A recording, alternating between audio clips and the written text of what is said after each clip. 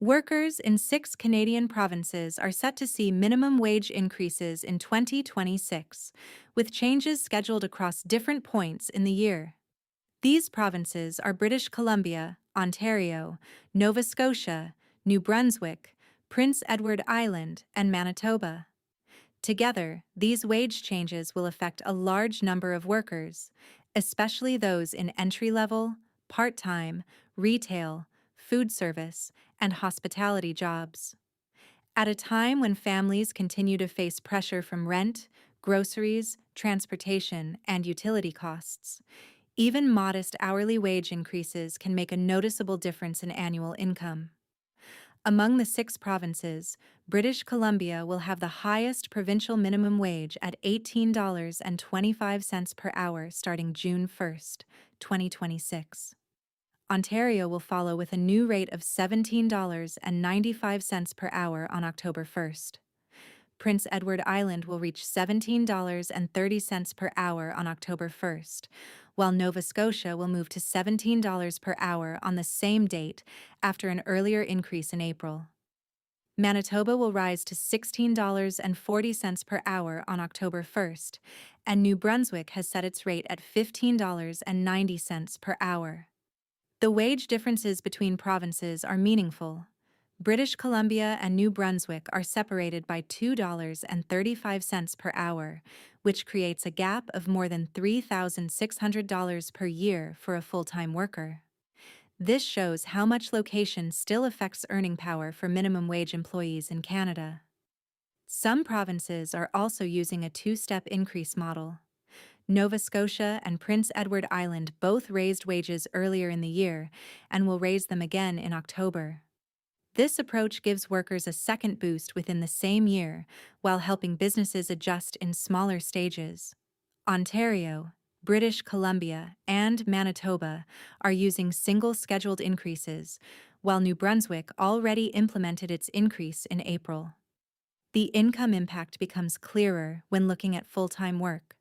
A worker putting in 1,560 hours per year at British Columbia's new minimum wage would earn $28,470 before deductions.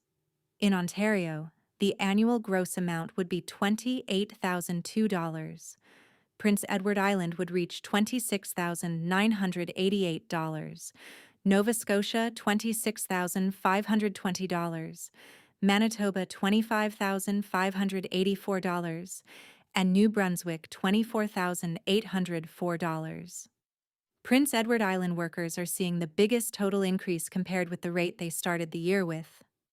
Their hourly wage rise adds up to an extra $1,248 annually for a full-time worker. Nova Scotia also stands out because its two increases together create a meaningful yearly gain. These changes matter especially for part-time workers, students, young workers, women, newcomers to Canada, and low-income households, since these groups are more heavily represented in minimum wage jobs. A small hourly increase can improve weekly cash flow, especially for families with two-wage earners. When combined with federal support such as the Canada Child Benefit, the Canada Workers Benefit, and the GST and HST credit, the effect can be even more helpful for households trying to manage essential expenses. Some provinces are also raising special wage categories alongside the general rate. Ontario is increasing student wages, homeworker wages, and guide rates. British Columbia is also adjusting special rates for resident caretakers, live-in support workers, camp leaders, and app-based ride-hailing and delivery workers. This means some workers could see changes even if they are not paid under the standard general rate.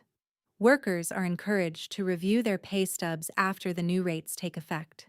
They should confirm the new hourly rate, check overtime calculations, and make sure vacation pay and statutory holiday pay reflect the updated wages. If there is an error, they should first raise it with their employer and then contact their Provincial Employment Standards Office if it is not fixed.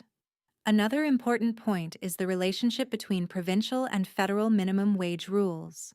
The federal minimum wage is now $18.15 per hour. In provinces where the provincial rate is higher, federally regulated workers must receive the higher provincial rate. That means federally regulated workers in British Columbia will move to $18.25 per hour once the province's new rate takes effect in June.